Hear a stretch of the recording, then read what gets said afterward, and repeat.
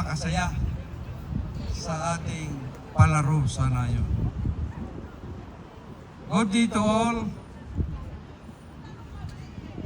community leaders, our beloved Mayor Stephanie Valenzuela,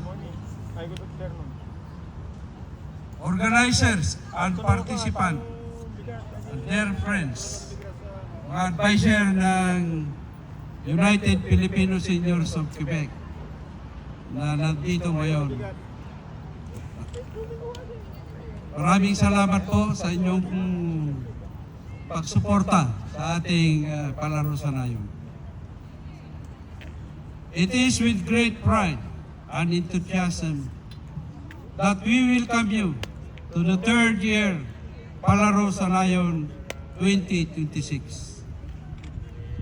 A meaningful community initiative here in the borough of Codines and Notre-Dame-de-Grâce. This event, proudly sponsored by the United Filipino Seniors of Quebec, is more than just a gathering of games and activities. It is a celebration of physical fitness, mental wellness, and cultural heritage, and community unity. Values that are essential for people of all ages. In today's fast-paced and technology-driven world, we often forget the importance of movement, connection, and simple joy. Through Palaro sa Nayon, we bring back these essentials, encouraging everyone, from our youth to our seniors, to stay active, engaged, and socially connected. Our program reflects a holistic approach to wellness, sports activities such as basketball, volleyball, and badminton to promote strength, teamwork, and discipline.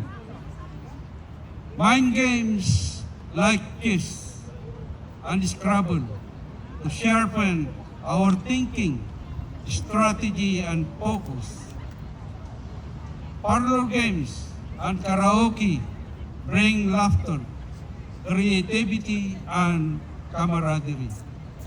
And our heritage, socio-cultural dances remind us of who we are, preserving the enriched Filipino culture that binds us together ever far from our home.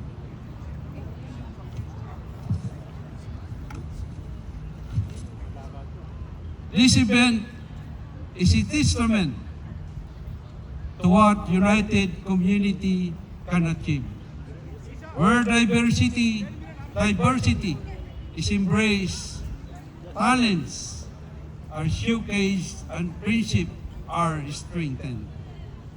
Let us take this opportunity not only to compete, but to connect, celebrate, and uplift one another. May this day inspire us to continue promoting healthy lifestyle, positive well-being, and strong community spirit. On behalf of the organizer, United Filipino Seniors of Quebec, we thank everyone who made this event possible.